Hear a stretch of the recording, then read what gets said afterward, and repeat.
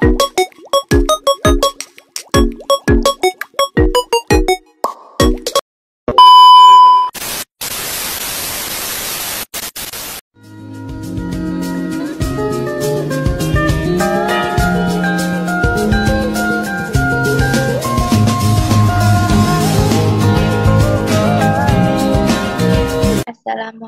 warahmatullahi wabarakatuh. Perkenalkan, saya Mutia Sanastasia, mahasiswa Teknik Pertanian Angkatan 2023 dengan NPM 2314071082. Di sini saya akan menjelaskan tentang motor bakar 4 tak bensin. Sebelum kita masuk ke materi motor bakar 4 tak, di sini kita akan belajar tentang motor bakar. Apa sih motor bakar itu? Motor bakar adalah mesin yang menghasilkan tenaga melalui proses pembakaran bahan bakar di dalam ruang mesin. Pembakaran ini menghasilkan energi panas yang kemudian diubah menjadi energi mekanis untuk menggerakkan kendaraan atau mesin. Jadi motor bakar ini istilahnya kita bisa ditemukan di kayak contohnya nanti ada. Nah, motor bakar sendiri itu dibagi menjadi dua. Ada yang 2 tak dan ada yang 4 tak. Di sini kita akan belajar mengenai 4 tak. Motor bakar 4 tak. Apa sih motor bakar 4 tak itu? Nah, motor bakar 4 tak itu adalah mesin pembakaran yang di dalamnya bekerja melalui 4 langkah dalam satu siklus. Jadi saat dia bekerja dalam satu siklus, dia mengalami 4 langkah kerja. Nah, apa aja sih 4 langkah itu? Yang pertama ada hisap. Nah, hisap ini di mana piston bergerak dari titik mati atas atau TMA menuju titik mati bawah, katup masuk terbuka sedangkan katup terbuang menutup. Nah, yang kedua adalah langkah kompresi. Nah, untuk langkah kompresi ini di mana katup masuk dan katup buangnya keduanya tertutup. Nah, piston akan bergerak naik dari titik bawah ke titik atas dan campuran udara dan bahan bakar yang berada di dalam silinder tadi bakalan terkompresi. Terus, langkah yang ketiga adalah ada langkah usaha. Nah, langkah usaha ini di mana piston berada di titik mati atas, lalu businya itu dia akan memercikan api yang pembakarannya sempurna di udara antara udara dan bahan bakarnya itu. Jadi, pembakaran dari busi tadi menyebabkan ekspansi gas di dalam silinder yang menekan piston dari atas ke bawah. Nah, langkah yang keempat yaitu buang, di mana piston kembali naik dari titik mati bawah tadi ke titik mati atas, lalu katup buang itu akan terbuka. Nah, gas sisa-sisa pembakaran antara udara dan bahan bakar tadi bakar keluar menuju katup yang output tadi. Nah, bentuknya kayak apa sih motor bakar 4 tak itu? Nah, motor bakar 4 tak itu bentuknya kayak gini ya. Ada katup, nih komponen-komponennya ada piston, ini pistonnya. Pistonnya ini untuk mengubah energi panas menjadi energi gerak. Nanti di sini dia akan naik turun sesuai panah. Nah, terus ada ruang bakar. Nah, ruang bakarnya itu ini. Sini itu bakal ada campuran udara sama bahan bakarnya nanti akan melalui 4 langkah di sini. Nah, kan tadi ada yang membersihkan api. Nah, membersihkan api itu busi. Nah, busi itu ini dia businya. Terus ada katup input dan output. Nah, antara dua ini nih. Ini input, ini output. Nah, fungsinya apa? Yang input ini dia bakal masukin bahan bakar. Jadi dari bahan bakar ke sini, terus nanti dia akan mengalami 4 langkah tadi di sini itu. Nah, nanti kalau misalnya udah hisap, kompresi, usaha, dan buang, nanti dia bakal terbuang lewat katup output di sini. Dia bakal keluar gitu terus. Nah, terus ada juga yang namanya silinder block. Silinder block. Nah, silinder block tuh di sini ya. Ini silinder block. Nah, fungsinya itu untuk apa? jadi buat tempat bergeraknya piston naik turun apa ya kayak canggahnya dia gitu. Nah, terus ada lagi yang namanya sistem pendingin. Kenapa sih harus ada sistem pendingin? Jadi kan kalau kita gerak terus kan kayak panas gitu ya. Jadi fungsinya sistem pendingin ini ya, sistem pendingin. Nah, sistem pendingin itu buat menjaga suhu mesin agar kayak nggak panas terus. Jadi dia didinginin, panas didinginin gitu terus. Terus selanjutnya itu ada batang torak. Nah, batang torak itu ada di ini nih, batangnya warna coklat ini. Ini namanya batang torak ya. Nah, batang torak ini buat apa? Ini dia menghubungkan antara poros engkol sama piston. Nah, poros engkol tuh yang ini, yang ungu ini. Dia bakal muter. Jadi batang torak tuh kayak penyangganya, penghubungnya gitu. Nah, apa tadi? Poros engkol. Nah, poros engkol ini buat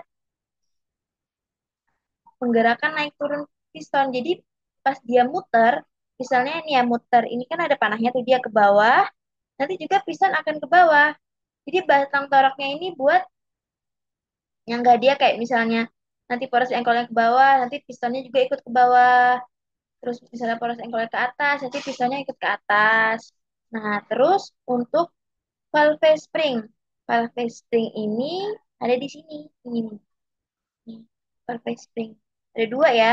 Masing-masing katup itu mempunyai valve spring sendiri. Nah, fungsinya tuh buat apa? Ini tuh kayak semacam, eh, sorry. Itu kayak semacam pegas yang mengembalikan katup biar kebuka, ketutup gitu loh. Jadi ini juga penting.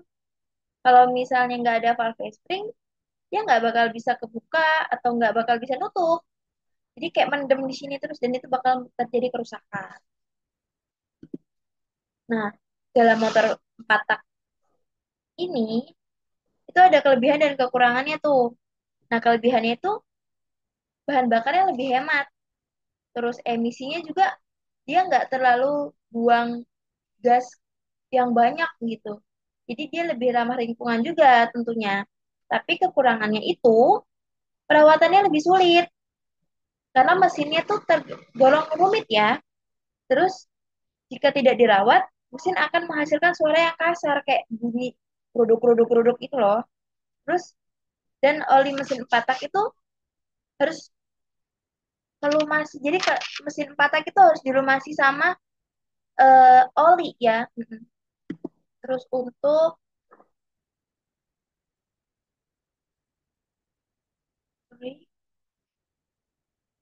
nah ini contoh video 4 tak ya. Bentar. Ini untuk contoh videonya kita mulai ya. Nah, dari sini tadi naik terus di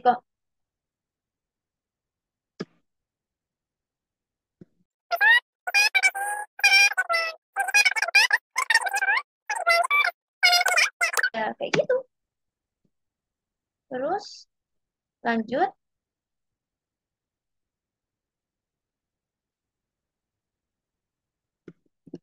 Nah, ini nih contoh-contohnya. Contoh-contoh eh, alat yang diterapkan pakai motor 4 tak. Nih, ada mobil, ada sepeda motor, terus ada truk besar, itu juga menggunakan motor 4 tak. Terus pesawat, dan juga kapal. Oke, sekian dari saya. Kurang lebihnya saya mohon maaf. Eh, Assalamualaikum warahmatullahi wabarakatuh.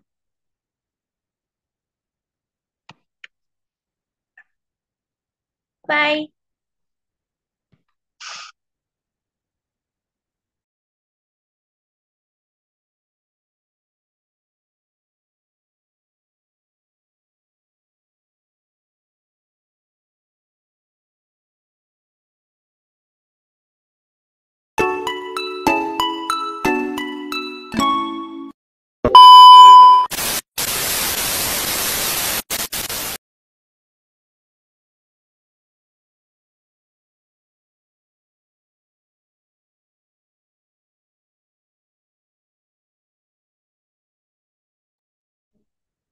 Bismillahirrahmanirrahim. Assalamualaikum warahmatullahi wabarakatuh. Izin memperkenalkan diri.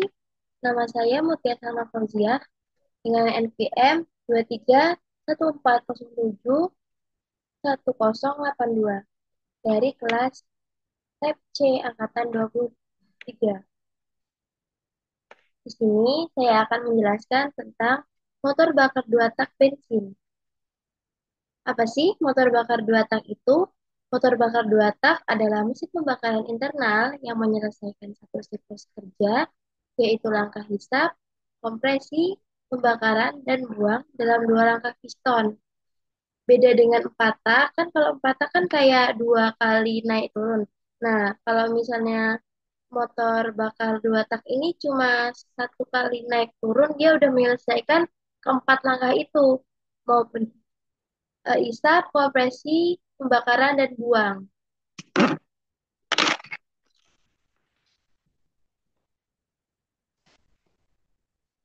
Nah, ini berbeda dengan mesin empat tak yang memerlukan empat langkah piston untuk menyelesaikan satu siklus kerja.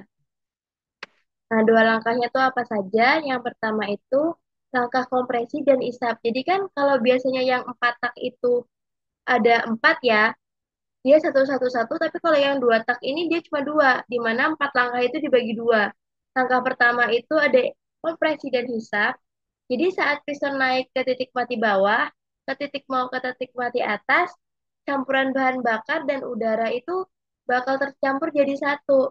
Jadi pada saat yang sama, piston akan menekan campuran bahan bakar di dalam ruang bakar dan menciptakan kompresi. Jadi antara siklus kompresi dan hisap itu dijadikan satu langkah. Terus langkah yang kedua yaitu pembakaran dan buang. Jadi ketika piston sampai atas, tadi kan langkah pertama kan dari bawah ke atas. Nah, dari atas ke bawah itu businya tuh akan menyulut campuran bahan bakar di udara yang terkompresi menyebabkan ledakan kecil yang mendorong piston turun ke bawah. Jadi misalnya ini busi ya. Ini busi ada piston ke atas gitu kan. Pistonnya dari atas tadi ke bawah, jadi kan percikan businya ini bakal nyebabin api dan ledakan kecil, jadi piston ini bakal ke bawah lagi gitu terus gitu terus.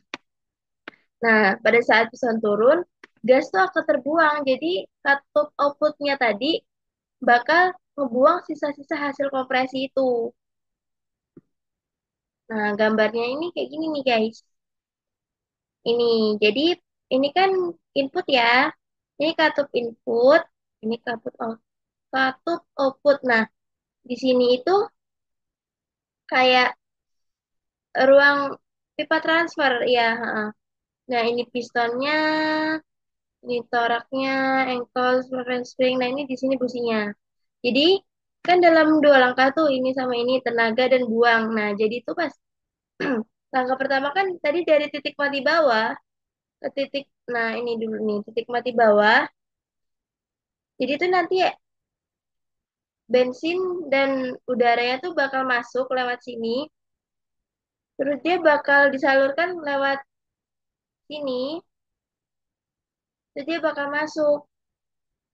Nah, pas masuk ini kan pistonnya ke atas.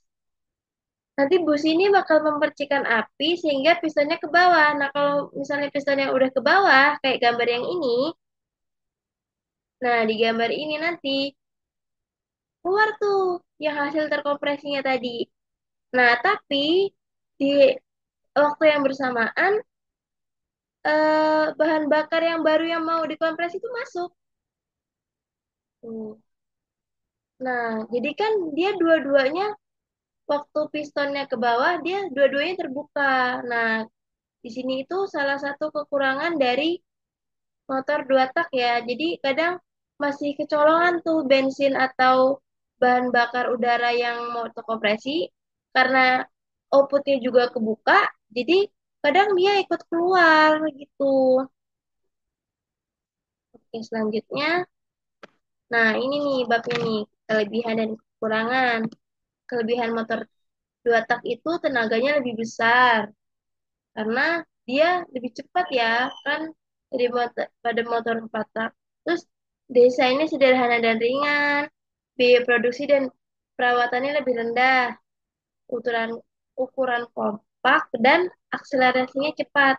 Tapi kalau kekurangannya, efisiensi bahan bakar rendah. Jadi kalau motor dua tak itu rata-rata boros bahan bakar ya. Jadi terus juga emisi gas buangnya tinggi karena ya tadi itu dia bakal biasanya kalau motor alat yang pakai motor dua tak itu cenderung berisik ya. Jadi kayak brrrr gitu loh, kayak dia keluar asap jadi kayak kurang ramah lingkungan ya jadinya. Terus juga pemakaian oli lebih boros. Kenapa? Karena kalau motor dua tak itu dia campuran bensinnya ada olinya. Terus masa pakainya lebih pendek dan kurang efisien pada putaran mesinnya rendah. Makanya kalau motor dua tak ini biasanya dipakai buat alat-alat yang berat gitu. Nah, ini nih contoh-contoh alatnya. Ada apa? Gerindra, ini pemotong kayu, listrik, sepeda motor, motor juga. Motor ini ada dua, pakai dua mesin ya, ada yang pakai 4 tak dan juga ada yang pakai 2 tak. Terus ini juga ada pemotong rumput. Motor 2 tak banyak digunakan pada sepeda motor, mesin pemotong rumput, gergaji mesin, dan beberapa alat berat. Namun karena emisi gas buang yang lebih tinggi, motor ini semakin jarang digunakan di kendaraan modern yang berfokus pada efisiensi bahan bakar dan sadar emisi yang lebih ketat. Jadi buat kalau transportasi itu sekarang udah jarang ya pakai motor 2 tak. Dia lebih ke mobil-mobil yang pakai motor 4 tak, meskipun masih ada aja yang memakai motor 2 tak sebagai apa ya, sebagai mesin di dalam mobilnya itu, di dalam transportasi itu, entah itu truk-truk besar atau banyak pokoknya. Terima kasih. Oh, belum terima kasih dulu. Jadi, eh, kan minggu lalu kita udah bahas motor 4 tak tuh. Nah, perbedaannya tuh apa sih? Motor 4 tak dan juga 2 tak. Yang pertama dari namanya aja deh. Motor 2 tak dan motor 4 tak. Yang namanya 2 tak, ya berarti cuma dua yang dilakukan kerjanya, yaitu usaha buang, gitu. Nah, kalau 4 tak, ya empat dia. Beda ya, 2 dan 4. Terus buat emisi gasnya sendiri, kalau 4 tak itu dia cenderung lebih efisien karena dia emisi gas buangnya rendah. Beda dengan 2 tak, dia bakal kayak knalpot ngebul gitu, lebih bahasanya tidak ramah lingkungan. Juga motor 2 tak ini cenderung boros ya, anunya apa bahan bakarnya daripada motor 4 tak. Gitu deh. Sekian dari saya. Kurang lebihnya saya mohon maaf. Wabillahi taufiq wal hidayah. Assalamualaikum warahmatullahi wabarakatuh.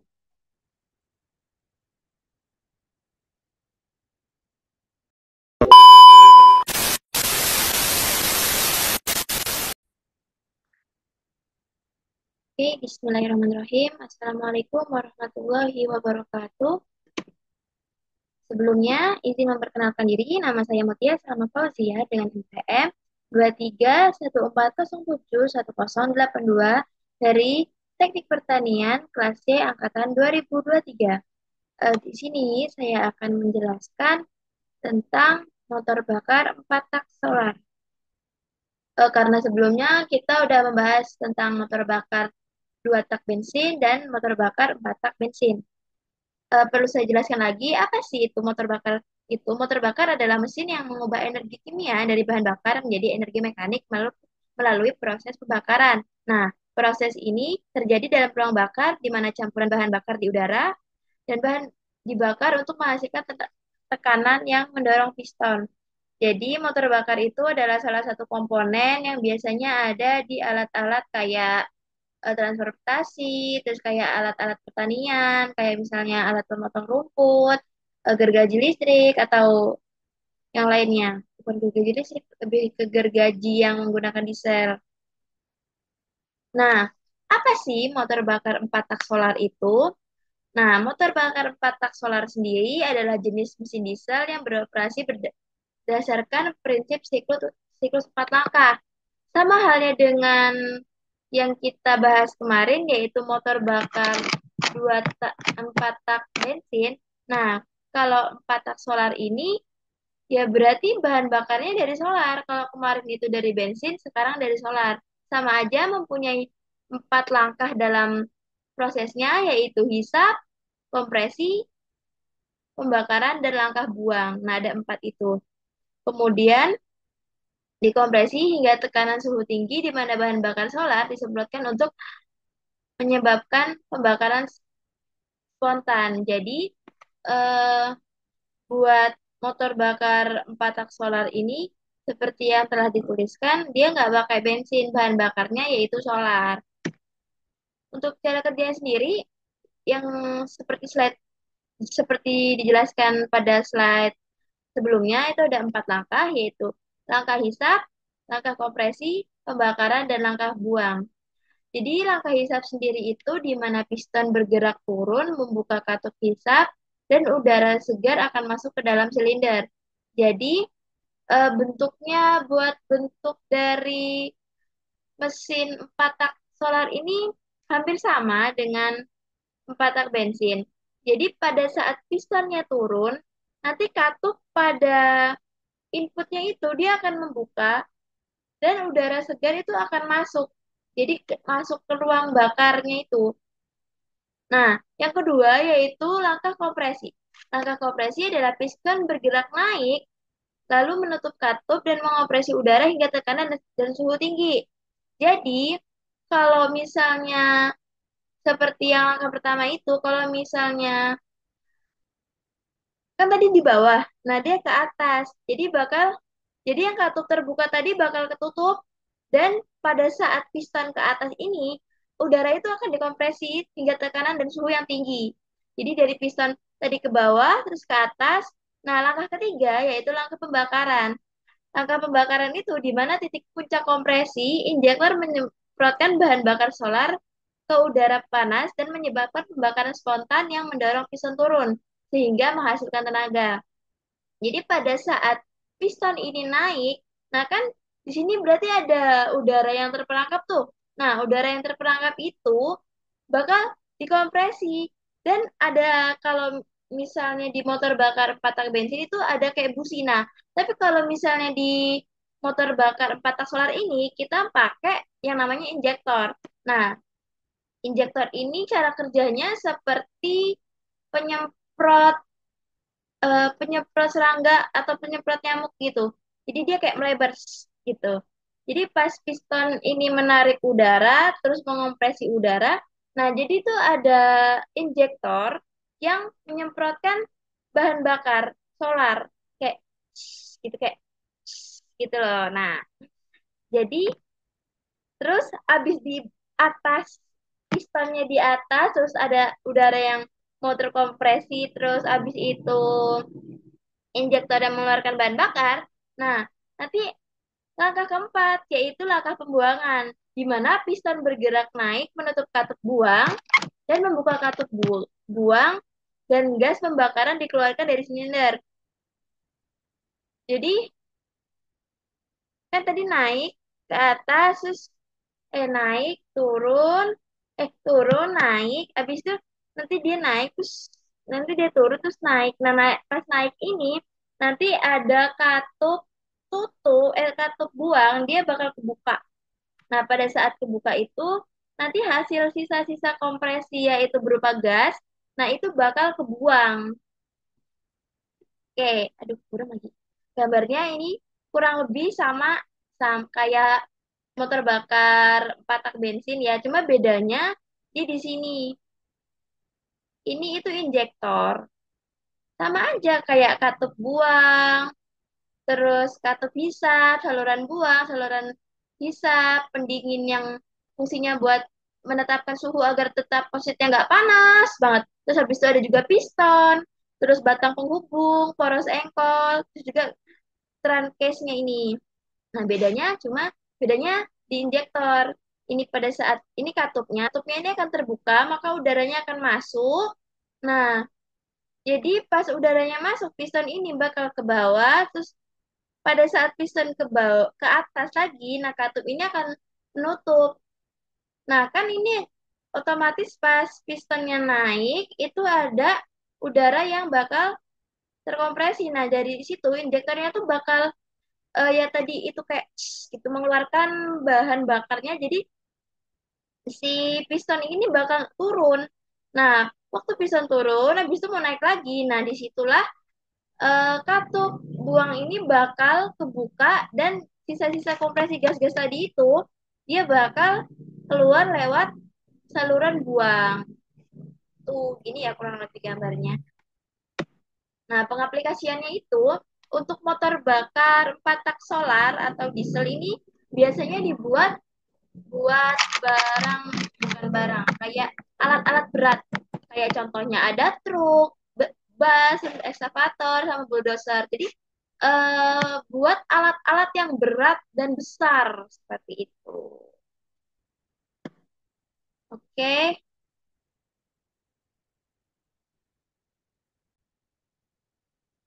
Nah, jadi ini adalah contoh video gimana sih 4 langkah dari motor bakar 4 tak solar itu bekerja. Jadi ini ada piston, ini umpamanya dia ada katup katup masuk dari sini ya, katup hisap dari sini, ininya katup buang. Jadi dia ke bawah, dia bakal menghisap, kan pistonnya ini bakal turun, nanti udara di sini bakal ikut ke dalam, terus lalu kompresi. Nah, ke atas ini langkah kompresi. Jadi udara-udara di sini bakal ke kompresi. Nah, di sini busi itu akan menyemprotkan bahan bakar. Jadi busi menyemprotkan bahan bakar pada di sini ya, pada saat di sini lalu ada tenaga. Nah, di sini itu bahan bakar dan udara-udara tadi bakal terkompresi, terus buang. Nah, buang itu piston naik ke atas lagi. Nah, nanti sisa-sisa gas-gas tadi ini dia bakal keluar ke katup buangnya itu. Itu. Tap, pembuang. Oke, begitu terus.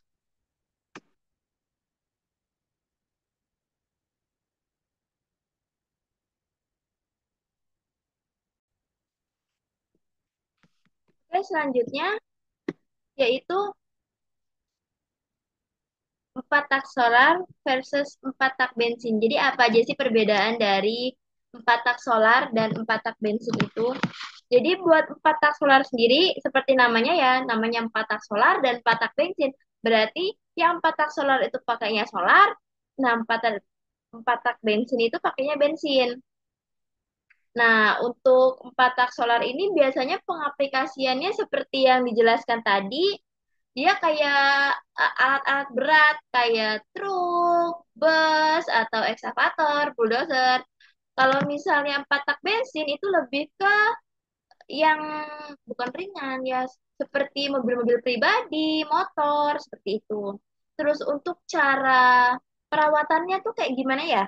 Kalau misalnya buat cara pemeliharaan itu, 4 tak solar itu mesinnya lebih tahan lama, namun terkesan mahal dalam perawatannya. Tapi kalau 4 tak bensin itu dia mudah, bukan mudah rusak, dia gampang rusak, nggak gampang rusak, tapi dia murah gitu. Jadi kalau 4 tak ini tahan lama tapi mahal perawatannya, tapi kalau 4 tak bensin ini dia cukup ringkih tapi perawatannya murah. Gitu.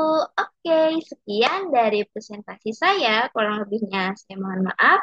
Wabillahi taufiq wal hidayah. Wassalamualaikum warahmatullahi wabarakatuh. Dadah.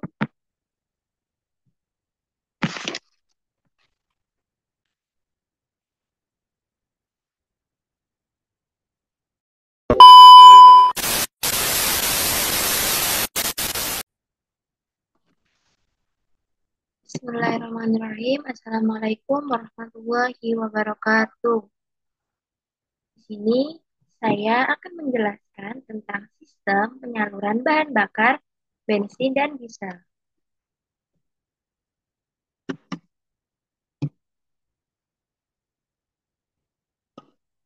Oke, sebelumnya izin memperkenalkan diri. Nama saya Mutia Salma Fauzia dengan NPM 2314071082 dari Teknik Pertanian kelas C angkatan 2023. Nah, seperti yang saya bilang tadi, saya akan menjelaskan tentang sistem penyaluran bahan bakar bensin dan diesel. Nah, apa aja sih? Nah, pada bab kali ini kita akan menjelaskan tentang 5 hal. Apa aja sih 5 hal itu? 5 hal itu yaitu satu, karburator, yang kedua, injektor, yang ketiga, bus pump, yang keempat, injeksi, dan yang kelima atau yang terakhir adalah common rail. Apa sih karburator itu? Karburator adalah perangkat yang digunakan dalam mesin pembakaran internal untuk mencampurkan udara dengan bahan bakar sebelum campuran tersebut masuk ke dalam silinder mesin. Fungsinya adalah untuk mengatur proporsi udara dan bahan bakar sehingga mesin dapat beroperasi dengan efisiensi yang optimal. Karburator umumnya ditemukan pada kendaraan bermotor, mesin pemotong rumput, dan alat-alat lainnya yang menggunakan mesin pembakaran. Jadi,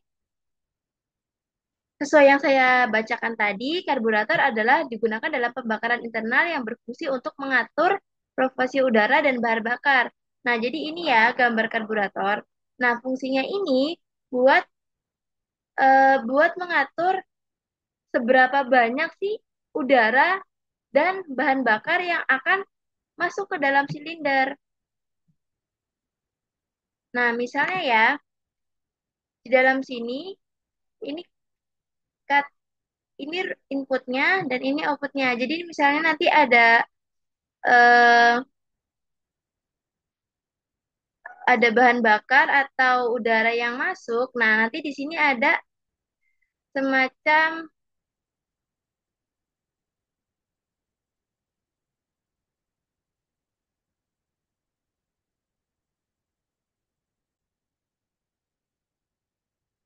nah di dalam sini ada semacam venturi yang akan, kalau misalnya venturi ini naik, otomatis yang di dalam sini itu akan terbuka lebar tekanannya. Jadi, udara dan bahan bakarnya akan lebih banyak masuk. Nah, kalau misalnya venturi ini ke bawah, berarti kebalikannya dari yang tadi. Oke, selanjutnya, bagaimana sih cara kerja karburator? Karburator itu ada 4 cara kerjanya. Yang pertama adalah pengisapan udara, yang kedua adalah pencampuran bahan bakar, yang ketiga adalah distribusi campuran, yang keempat adalah pengaturan campuran. Nah, pada pengisapan udara, ketika mesin menyala, udara masuk ke dalam karburator melalui saluran udara karena perbedaan tekanan saat piston bergerak ke bawah. Jadi, untuk cara kerja karburator itu menggunakan prinsip Bernoulli ya. Jadi yang kedua yaitu pencampuran bahan bakar. Udara masuk mengalir melalui venturi yaitu bagian sempit pada karburator. Di sini kecepatan udaranya meningkat dan tekanannya akan menurun. Terus yang ketiga adalah distribusi campuran. Nah, pada distribusi campuran, udara dan bahan bakar yang dibentuk kemudian disalurkan ke dalam silinder mesin untuk dibakar.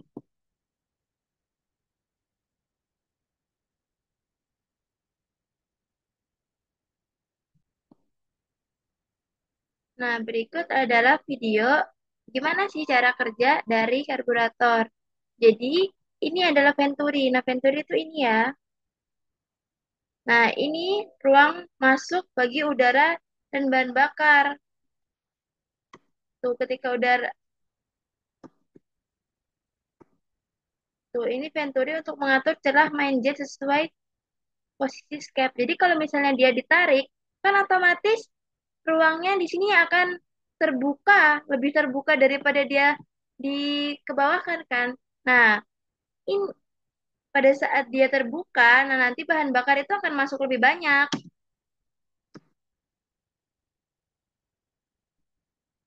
Tuh, saat venturinya melebar, maka main jetnya itu akan keluar. Jadi kayak kalau dibuka, dia bakal masuk banyak. Tapi kalau misalnya ditutup, ya dia akan menyesuaikan porsi-porsinya. Seperti itu.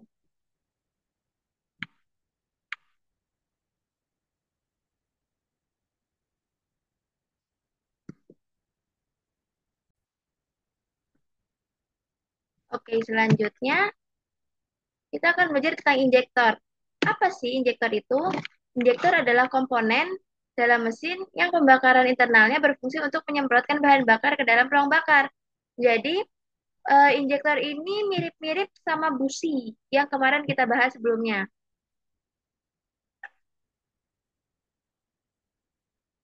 Cara kerjanya yaitu mengontrol elektronik, yang kedua adalah penyemprotan bahan bakar, yang ketiga adalah kabut bahan bakar, dan yang keempat adalah penyelesaian bahan bakar.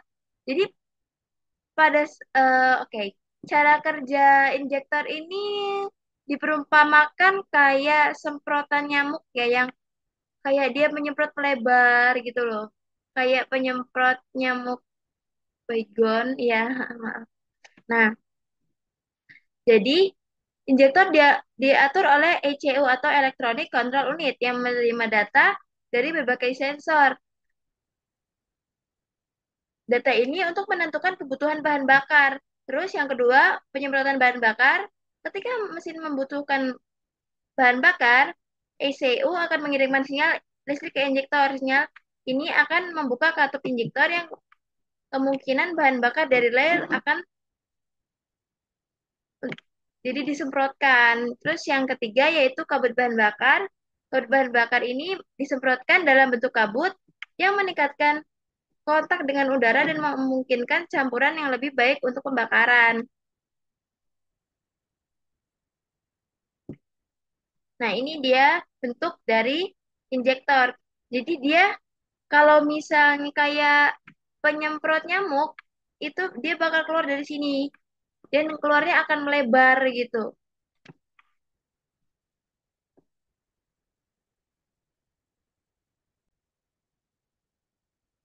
Nah, ini dia video saya ambil dari TikTok. Nah, jadi ini pistonnya, ini ruang bakar, di dalamnya ada piston. Nah, jadi ini karburatornya.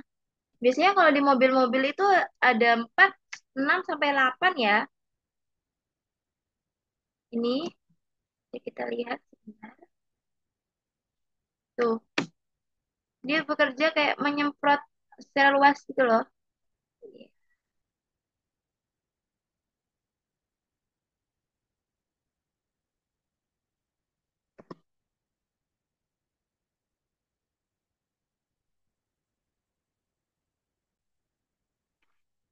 Oke, pembahasan selanjutnya yaitu bus pump.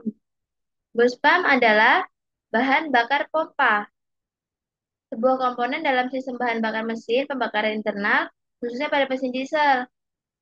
Bus pump ini adalah sebuah komponen dari sistem bahan bakar mesin yang pembakarannya ini 2 kali. Nah, jadi bus pump itu singkatnya adalah sebuah pompa. Nah, ini bentuknya. Ini adalah bentuk dari bus pump.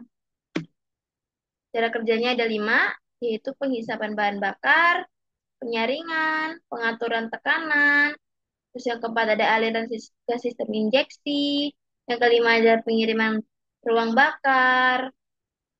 Jadi bus pump ini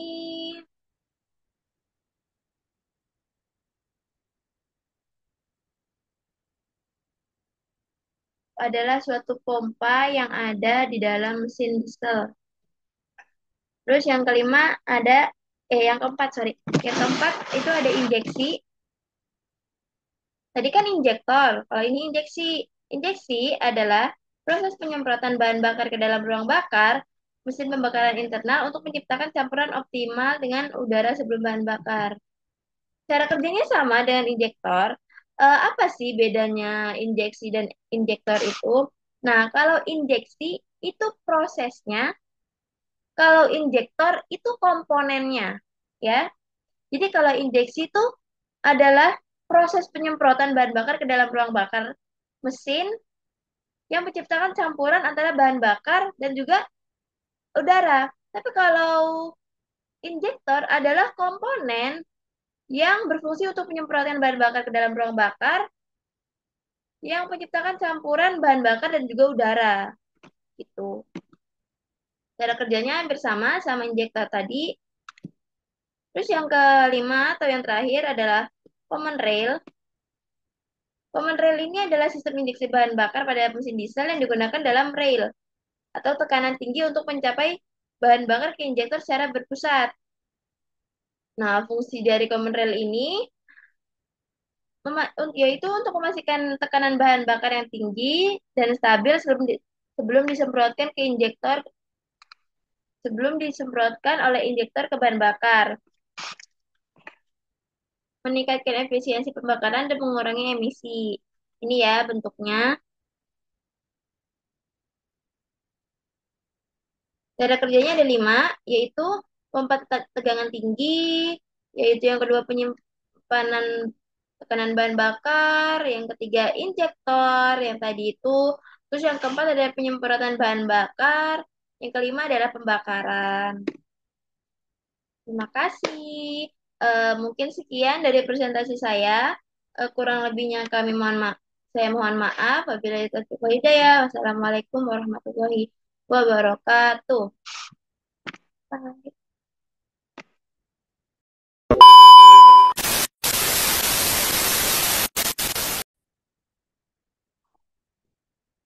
Oke, bismillahirrahmanirrahim. Assalamualaikum warahmatullahi wabarakatuh. Izin memperkenalkan diri, nama saya Mutia Salma Fauzia dari TEP Angkatan 23 dari kelas C. Nah, di sini saya akan menjelaskan tentang sistem kelistrikan mobil. Seperti yang sudah saya ucapkan tadi, saya Mutia Salma Fauzia dengan NPM 23140710082 dari TEP C Angkatan 2023. Di sini saya akan menjelaskan tentang sistem kelistrikan mobil. Sebenarnya apa sih sistem kelistrikan itu? Dari kata sistem kelistrikan mobil, kita akan belajar tentang sistem kelistrikan dulu ya. Jadi, sistem kelistrikan itu merupakan suatu rangkaian yang terdiri dari komponen-komponen yang digunakan untuk menghasilkan, mengalirkan, mendistribusikan, dan mengontrol energi listrik. Jadi, dalam sistem kelistrikan itu kayak sistemnya, jantungnya, untuk mengontrol, mengalirkan, mendistribusikan listrik-listrik itu ke berbagai komponen. Nah, sistem ini mencakup sumber energi listrik, kayak misalnya pembagi listrik atau baterai, penghantar listrik seperti kabel, terus terus peralatan memakai listrik atau beban, serta perangkat pengaman seperti sekring dan memutus arus yang menjaga kestabilan dan keamanan aliran listrik. Tujuan dari sistem kelistrikan itu untuk menyediakan daya listrik yang dibutuhkan oleh berbagai peralatan atau mesin yang dapat beroperasi. Jadi kalau buat sistem-sistem elektronik yang sekiranya menggunakan listrik, nah kalau misalnya nggak ada sistem kelistrikan itu dia nggak bakal jalan. Jadi sistem kelistrikan itu seperti jantung, seperti otaknya, seperti intinya dari kelistrikan. Kalau misalnya sistemnya ada yang rusak atau apa gitu, dia nggak bakal jalan secara optimal. Nah, apa sih itu kelistrikan mobil? Untuk kelistrikan mobil sendiri merupakan sistem mobil, yaitu jaringan komponen yang berfungsi untuk menyediakan, mendistribusikan, dan mengontrol energi listrik yang dibutuhkan ke berbagai kendaraan. Jadi, seperti yang dijelaskan tadi tentang sistem kelistrikan, untuk sistem kelistrikan mobil itu juga sama aja fungsinya untuk menyediakan listrik, mendistribusikan listrik, mengontrol energi listrik yang dibutuhkan di berbagai komponen. Kayak misalnya di mobil itu ada lampu, mesin, AC, pengapian, terus dan perangkat elektronik lainnya. Nah, itu dijalankan oleh sistem kelistrikan ini. Nah, sistem kelistrikan mobil seperti namanya itu ya ada di mobil. Jadi komponen utamanya itu ada baterai, alternator, starter, saklar, fuse, dan kabel-kabel yang saling terhubung untuk memastikan kelistrikan mobil berjalan dengan aman dan efisien. Oke, seperti yang dijelaskan sebelumnya tadi, nah komponen-komponennya itu ada baterai, starter, alternator, fuse box, dan ECU. Nah, apa aja sih baterai, starter, alternator, fuse box itu apa aja sih? Nanti ini kita akan bahas. Oke, jadi untuk baterai sendiri, ini gambarnya. Kayak baterai itu kalau di mobil biasanya disebutnya aki ya. Baterai ini, aki sendiri ini berfungsi untuk menyimpan energi listrik yang menyediakan daya untuk menyalakan kelistrikan saat mesin mati. Jadi intinya aki atau baterai ini sebagai penyimpan energi listrik. Jadi energi listrik itu bakal disimpan di sini. Ini titik mula awal energi listrik ya. Terus yang kedua ada starter. Starter atau motor starter adalah komponen dalam sistem kelistrikan mobil yang berfungsi untuk memutar poros engkol mesin saat dihidupkan. Ini memungkinkan mesin untuk memulai siklus pembakaran. Jadi starter ini kayak kegiatan, bukan kegiatan, komponen yang membuat kok listrik? Iya, listrik dalam mobil itu bakal nyala. Jadi kalau misalnya starter tuh kayak awal mula gitu. Kayak misalnya kita ngidupin mobil atau motor, itu kan perlu di starter. Nah, itu. Nah, fungsinya untuk menghidupkan mesin. Starter itu bakal memutar mesin pada kecepatan yang cukup untuk memulai proses pembakaran. Oke, yang kedua ada alternator. Alternator adalah komponen dalam sistem kelistrikan mobil yang berfungsi untuk menghasilkan listrik dan mengisi ulang baterai saat mesin sedang beroperasi. Jadi, ini dia gambarnya alternator, seperti yang ada di PPT. Nah, alternator ini menghasilkan listrik dan mengisi baterai. Jadi, dia ada dua fungsinya. Menghasilkan listrik, yaitu alternator mengubah energi mekanis dan energi dari mesin menjadi energi listrik. Dan fungsinya untuk mengisi baterai. Kayak mana sih mengisi ulang baterai untuk memastikan daya listrik tersedia saat mesin mati? Oke, yang ketiga ada fuse box. Fuse box itu terdiri ada komponen-komponen lainnya kayak ini, sekring, konektor, atau casing fuse box. Nah, fuse box sendiri itu apa sih? Fuse box itu komponen penting dalam sistem kelistrikan mobil yang berfungsi untuk melindungi sirkuit listrik dari arus berlebih atau konsleting. Jadi, fuse box ini kayak intinya tuh hmm, pelindung, pelindung buat sistem kelistrikan biar nanti dia nggak konsleting atau rusak gitu ya. Itu fungsinya untuk melindungi komponen atau mencegah kerusakan pada komponen kelistrikan akibat arus listrik, terus juga mengatur aliran listrik agar tidak konslet, mengontrol komponen-komponen di mobil seperti lampu, sistem audio, dan juga pemanas. Nah, komponen utamanya tadi itu ada sekring, konektor, dan casing fuse box. Nah, sekring itu sebenarnya ada banyak ya fungsi apa jenisnya kayak secure blend dan sekring kaca. Nah, fungsinya itu putus ketika arus melebihi batas aman, memutuskan aliran listrik ke sirkuit yang dilindungi. Terus yang kedua ada konektor. Konektor itu menghubungkan sekring dan kabel-kabel yang mengalirkan listrik ke berbagai komponen. Nah, yang ketiga ada casing fuse box, yaitu casing penutup penutup pelindung yang menyimpan dan melindungi sekring serta konektor dari debu dan kerusakan. Jadi casingnya itu ya seperti casing pelindung, pelindung casing itu pelindung.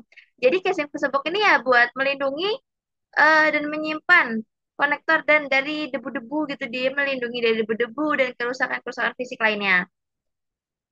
Nah, yang terakhir ada ECU atau Electronic Control Unit, yaitu komponen yang penting dalam sistem kelistrikan mobil yang berfungsi sebagai otak dari berbagai fungsi elektronik kendaraan. ECU mengontrol dan mengelola berbagai sistem dalam mobil untuk memastikan kinerja efisien dan optimal. Nah, apa aja sih fungsinya? Ya tadi itu, dia kan sebagai otak. Jadi mengatur pengapian, mengolah injeksi bahan bakar, memantau sensor, atau mengontrol emisi. Jadi itu semua tugasnya ECU. Kayak contohnya mengatur pengapian, jadi mengontrol waktu pengapian untuk memastikan bahan bakar efisien. Jadi biar gak rusak, jadi kayak pembakarannya tuh efisien. Terus juga mengolah injeksi bahan bakar, mengatur jumlah bahan bakar yang disuntikkan ke mesin berdasarkan kebutuhan mesin. Jadi dia nggak bakal kebanyakan atau kekurangan ya. Jadi ECU ini buat sebagai otaknya tadi sistem pengontrol. Jadi dia bisa ngepasin berapa sih dari mesin kendaraan itu yang butuh disemprotkan bahan bakar dari injeksinya itu. Nah, terus memantau sensor, menerima data dari berbagai sensor seperti sensor suhu, tekanan, dan oksigen untuk menyesuaikan kinerja mesin dan sistem lainnya. Terus untuk pengontrol emisi sendiri, yaitu mengatur proses pembakaran untuk meminimalkan emisi gas, buang, dan memastikan kepatuhan terhadap standar lingkungan.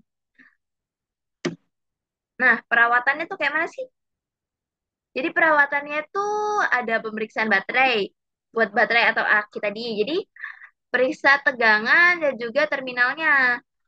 Terus untuk pemeriksaan starter dan alternator, yaitu cek suara dan menyalakan mesin. Biasanya eh, starter itu kadang ya ada yang berdecit, ada yang malah nggak bunyi. Nah itu harus dicek secara berkala. Kan kalau misalnya kita nyetar mobil itu pasti kerasa, entah dia berdecit atau misalnya dia susah. Nah itu harus segera diperiksa. Terus pemeriksaan pesebok, pemeriksaan lampu dan aksesorisnya, pemeriksaan kabel dan konektor. Jadi kalau misalnya ada kabel satu yang putus, atau misal dia konslet, nanti bakal berpengaruh ke yang lainnya buat sistem kelistrikan tadi. Terus tadi juga ada ECU-nya itu dirawat atau memperbarui softwarenya dan mengecek sensornya.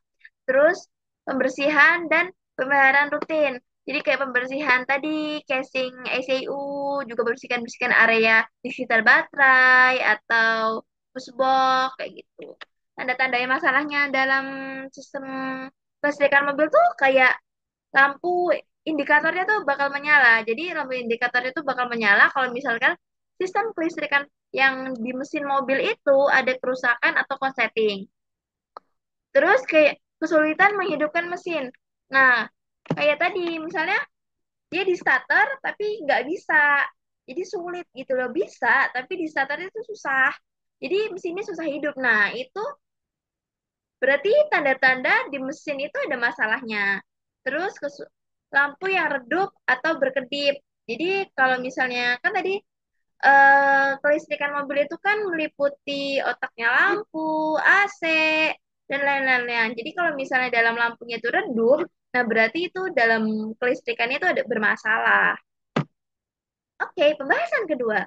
Pembahasan kedua kita bakal eh, sedikit membahas tentang sistem pendinginan. Apa sih sistem pendinginan itu? Sistem pendinginan itu adalah komponen penting yang berfungsi menjaga suhu mesin dalam batas aman. Jadi, sistem pendinginan itu mengontrol suhu mesin, biar kan kalau mesin bekerja terus kan dia bakal panas ya. Mesin itu bakal panas. Jadi, fungsinya sistem pendingin ini buat biar dia nggak panas. Jadi dia nggak konslet dan mencegah overheating atau panas berlebih. Dan jadi dia kalau mesin panas berlebih kan dia suka cepat rusak. Nah, fungsi dari pendinginan ini supaya jadi misalnya mesinnya panas terus didinginin. Jadi dingin sedikit, panas lagi. Jadi dia tidak overheating ya. Nah, ini fungsinya itu menjaga suhu mesin, mencegah overheating, meningkatkan efisiensi. Nah, untuk meningkatkan efisiensi itu memastikan bahwa mesin beroperasi dengan efisien maksimal yang berkontribusi pada kinerja dan konsumsi bahan bakar yang berlebih, yang lebih baik ding. Jadi, dan itu menjaga suhu mesin. Jadi biasanya antara 100 sampai 105 derajat Celcius. Jadi kalau misalnya lebih dari 105 itu, nah fungsi dari sistem pendingin itu bakal mendinginin supaya dia antara 80 sampai 105 derajat. Supaya kalau misalnya di atas 105 derajat, jadi kan mesinnya kan overheating tuh. Nah, itu bakal ngebuat apa ya? Bakal ngebuat mesinnya itu cepat rusak gitu. Nah, terus dalam sistem pendingin tadi itu ada yang namanya radiator. Jadi, radiator merupakan komponen penting dalam sistem pendinginan kendaraan yang berfungsi untuk menghilangkan panas dari cairan pendingin mesin yang menjaga suhu mesin tetap dalam batas aman. Nah, kayak yang sebelumnya tadi dijelaskan, radiator itu berfungsi untuk menghilangkan panas. Jadi kan biar mesin itu nggak overheating atau panas berlebih, jadi dia menghilangkan panasnya dari cairan pendingin mesin. Jadi cara kerjanya itu ada tiga, yaitu pengaliran cairan pendingin, wait, terus pengembalian cairan pendingin.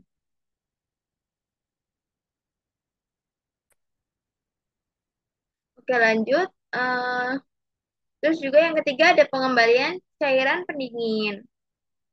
Jadi pada step pertama itu pengaliran cairan pendingin. Jadi cairan pendingin yang telah menyerap panas dari mesin dan mengalir menuju radiator melalui selang pendingin.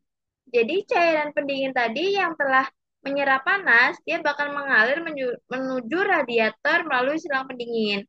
Nah, yang kedua yaitu proses pendinginan, yaitu cairan pendingin yang masuk ke inti radiator tadi bakal terdiri dari banyak saluran fins atau saluran kecil dan permukaan yang besar untuk meningkatkan area kontak dengan udara ketika mobil bergerak.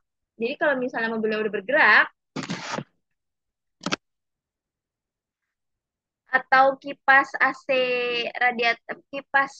radiator menyala dan nanti udara mengalir melalui inti radiator dan menghilangkan panas dari cairan yang tadi pendingin tadi itu. Terus yang ketiga yaitu pengembalian cairan pendingin. Nah, cairan pendingin ini yang telah didinginkan tadi kemudian mengalir ke mesin untuk menyerap panas lagi dan menciptakan siklus yang terus-menerus. Begitu. Nah, perawatan, gimana sih cara perawatan radiator atau sistem pendingin tadi itu? Yaitu memeriksa cairan pendingin, membersihkan radiator penting, dan pemeriksaan kipas. Pastikan kipas radiator berfungsi dengan baik untuk menjaga aliran udara yang cukup. Terus, pergantian cairan pendingin. Jadi cairan pendingin itu perlu diganti ya, secara berkala untuk menjaga efisiensi sistem pendingin dan mencegah korosi. Oke, sekian dari penjelasan saya. Kurang lebihnya saya mohon maaf. Wabillahi taufiq wal hidayah. Assalamualaikum warahmatullahi wabarakatuh. Terima kasih.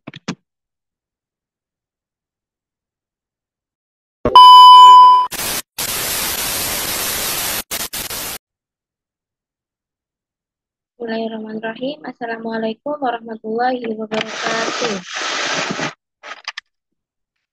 Ini saya akan menjelaskan tentang sistem transmisi dan pelumasan.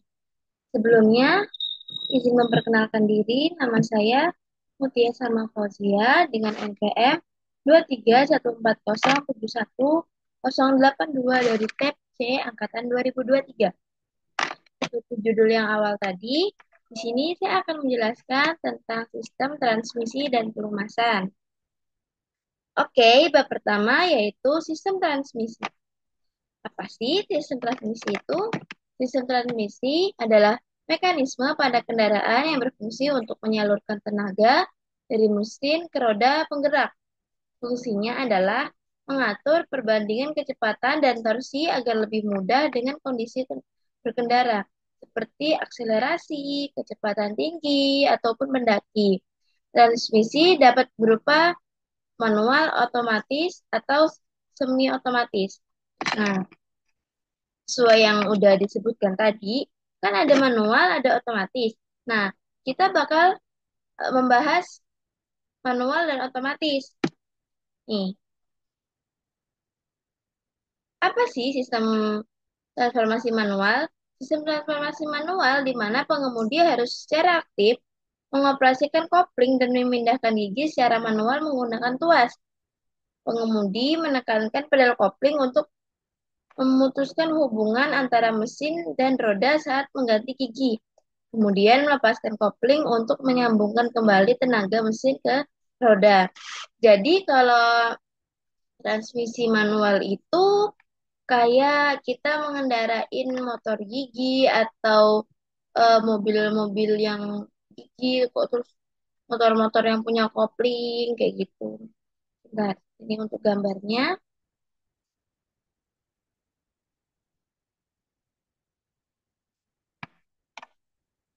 Nah, ini ya kurang lebih untuk gambarnya. Di sini ada komponen-komponennya kayak input shaft, handspring, contour shaft, receiver elder, input shaft, terus ini shift rail, shift frog, dan lain-lainnya. Nah, untuk input shaft ini yaitu menerima tenaga dari mesin melalui kopling. Jadi dari awal ini koplingnya di sini, di sebelah sini. Nah, nanti ini menerima tenaga dari kopling yang kita gerakan. Terus output shaft yang ujung sini itu ini merupakan poros yang mentransfer tenaga yang sudah diubah oleh gigi transmisi ke drive shaft yang kemudian memutar roda kendaraan. Terus ada counter shaft ini menampung jumlah roda gigi yang menghubungkan dengan roda gigi pada input shaft dan output shaft. Jadi ini itu penghubung antara input dan outputnya. Terus ada synchronizer ini untuk menyamakan kecepatan antara roda gigi yang berputar dengan poros. Nah, ini jadi dia kayak penghubungnya antara roda gigi dengan poros rodanya. Terus juga blocking ring yang kuning ini dikenal sebagai cincin. Ya, kayak cincin ya. Sin sinkron sinkronasi yang berfungsi untuk memperlambat atau mempercepat putaran roda. Sini. Terus ada shift rock juga ini untuk memindahkan posisi gear tadi. Terus ada shift rail ini juga untuk menggerakkan shift fork saat pengemudi memindahkan tuas. Jadi pada saat dia naikin gigi ini bakal naik ke sini gitu. Terus gear to teeth, ya ini gigi yang berfungsi untuk menghubungkan synchronizzer dengan gigi transmisi. Nah, jadi ini giginya. Gigi satu, gigi dua, gigi tiga, gitu terus. Terus ada juga yang namanya receiver elder. Ini buat kalau di mobil biasanya dia di bawahnya gigi 5 itu buat mobil mundur ya. Kalau mau mundurin mobil dia pakai ini. Terus ada juga phone bearing. Ini mendukung input. Jadi ini tuh sama input sampai jadi satu yang memungkinkan untuk berputar dengan lancar. Seperti itu. Jadi ini kurang lebih mekanismenya buat mobil, sistem transmisi manual pada mobil. Oke, lanjut, yaitu ada sistem transformasi matic. Sistem transformasi matic ini sistem yang bekerja secara otomatis memindahkan gigi tanpa memerlukan interaksi langsung dari pengemudi. Seperti seperti manual tadi kan, kalau di manual tadi kita harus nekan kopling, terus masukin gigi. Nah, tapi kalau di matic ini kita nggak perlu. Sistem ini menggunakan komponen seperti torque converter untuk mengganti fungsi kopling, sehingga memudahkan pengemudi saat berkendara, terutama melalui lintas padat. Nah, untuk transmisi manual sendiri itu ada keuntungan dan kerugiannya. Kalau transmisi manual itu disebutnya biasanya gear to gear ya, karena dia melibatkan dan nah, melibatkan interaksi antara alat, dan juga pengemudi. Nah, kelebihannya itu apa sih yang manual ini? Kalau manual itu pengemudi itu dapat berkontrol penuh atas kendaraannya itu. Terus juga efisiensi bahan bakarnya lebih hemat. Terus juga rata-rata untuk mobil atau motor dengan transmisi manual itu biayanya lebih murah. Tapi kalau misalnya di lain disampingkan dengan kelebihannya, sistem transmisi manual ini kelebihannya kekurangannya ya pada pengemudinya. Kalau misalnya pengemudinya nggak bisa terampil dalam menaklukkan mesinnya, ya dia bakal sering berhenti atau sering mati mesinnya. Terus juga lebih sulit dikuasai ya kalau yang manual ini. Terus kalau yang matic ya kan dia nggak ada interaksinya tuh ada antara alat dan kitanya. Jadi dia lebih mudah. Kayak misalnya kita naik motor Beat tuh. Kalau kita naik motor seperti Supra dan lain-lainnya itu kan perlu di gigi, masuk ke gigi satu, gigi kedua, sesuai dengan adrenalinnya. Tapi kalau misalnya motor metik kayak Beat, Vario, atau NMAX, itu kan kita cuma ngegas doang. Jadi dia nggak perlu kita masukin gigi, terus ngerem. Gitu-gitu nggak perlu. Terus juga motor metik ini lebih nyaman kalau misalnya berjalan di lintas yang datar, padat. Perpindahannya giginya juga halus, cocok untuk semua medan. Kalau kalau buat motor metik ini. Terus, tapi walaupun enak dikendarain, motor metik ini juga ada kekurangannya, seperti gasnya MIE, konsumsi bahan bakar tinggi. Jadi manual sama metik ini lebih boros motor metik. Terus perawatannya juga pasti lebih mahal daripada motor dengan kendaraan dengan transmisi manual. Terus kurangnya interaktif. Kenapa? Karena pengemudinya menikmati kendali penuh itu lebih feel gitu sama kendaraannya. Gitu. Oke, bab kedua yaitu sistem pelumas. Sistem pelumasan itu, sistem pelumasan merupakan sistem mekanisme dalam mesin yang berfungsi untuk mengalirkan oli ke berbagai komponen mesin yang bergerak. Tujuannya adalah untuk mengurangi gesekan, mencegah keausan, dan menjaga suhu tetap stabil. Jadi, sistem pelumasan ini kan pada mesin-mesin mobil, mesin-mesin motor, itu kan selalu bergerak ya. Bergerak itu kan membuat apalagi yang ada gesek-gesekan gitu ya. Jadi biar dia nggak ini tadi untuk mengurangi gesekan, jadi dia gesekannya lebih lembut, terus mencegah keausan dan menjaga suhu mesin tetap stabil. Jadi kan kalau kegesek terus kan dia jadi kayak panas gitu. Jadi kalau ada pelumasnya dia bisa diserap ya panasnya itu. Dan sistem pelumasan ini menggunakan oli. Jadi oli didistribusikan melalui saluran ke bagian-bagian mesin seperti piston, camshaft, kemudian kembali ke penampungan oli untuk digunakan kembali.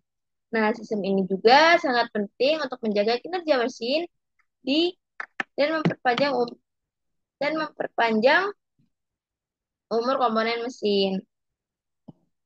Itu.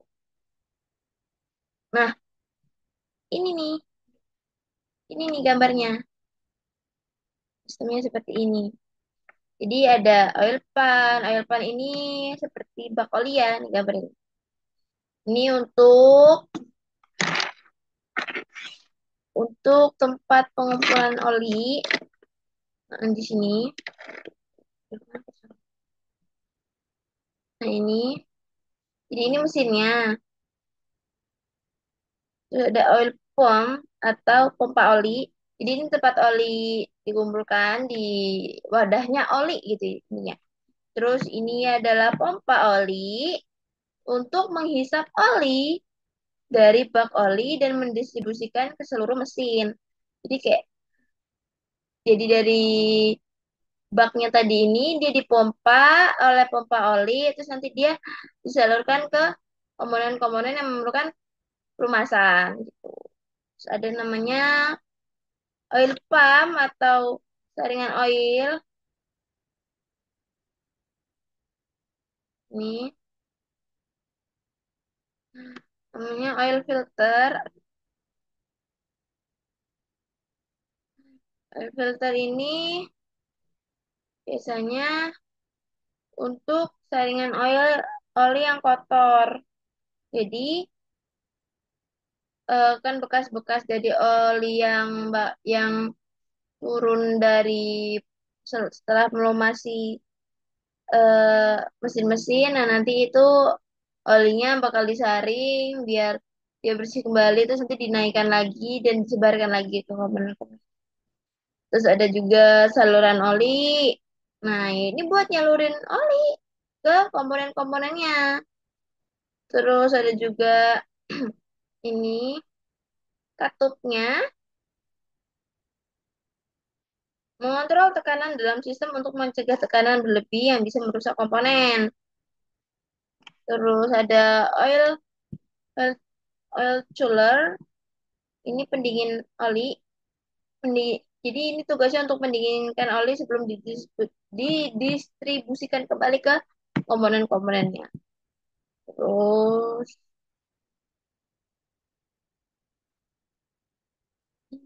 jadi lebih rumit ya, seperti ini kinerjanya. Nah, untuk standar kemasan ini tuh biasanya kalau kita beli oli, nanti di situ ada tulisan API, SAE, atau ASEA. Nah, kita belajar tentang standar pelumasan. Itu yang pertama ada API, American Protect. Nah, ini API. API yaitu standar yang menerapkan klasifikasi pelumas untuk mesin bensin dan diesel berdasarkan kinerja dan kemampuannya melindungi mesin.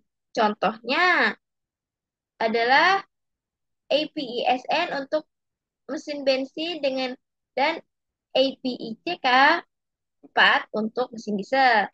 Terus yang kedua itu ada SAE, yaitu standar pengukuran viskositas atau kekentalan oli mesin, seperti SIA 10W40, yaitu angka sebelum W menunjukkan viskositas oli pada suhu rendah dan angka setelah W menunjukkan viskositas pada suhu tinggi. Jadi angka 10W terus 40, nah angka 10 ini menunjukkan viskositas pada suhu rendah. Jadi kalau misalnya pada suhu ruang itu viskositasnya bakal segini. Gak cuma 10 ya, beda-beda ya. Jadi eh, angka setelah sebelum W ini menunjukkan viskositas sebelum iya, bukan sebelum, pada suhu yang rendah. Terus angka setelah W, oli kan kalau misalnya semakin panas itu bakal semakin semakin kental. Beda sama minyak. Minyak itu semakin panas maka semakin encer. Jadi kalau oli itu semakin panas dia viskositasnya akan semakin meningkat. Seperti itu. Yang ketiga ada ACAA. ACEA ya itu. Standar Eropa untuk pelumasan yang diklasifikasikan berdasarkan performa dan aplikasi. Contoh klasifikasinya yaitu ACEA A3 garis miring B4 untuk mesin bensin dan diesel berperforma tinggi seperti itu. Jadi ada tiga ya sistem pelumasan, APE, SAA, dan ACA, ACEA. Ya itu. Oke, oke, sampainya kita di akhir sebelumnya Saya mohon maaf, kurang lebihnya saya mohon maaf. Eh, Semoga membantu. Bye-bye. Assalamualaikum warahmatullahi wabarakatuh.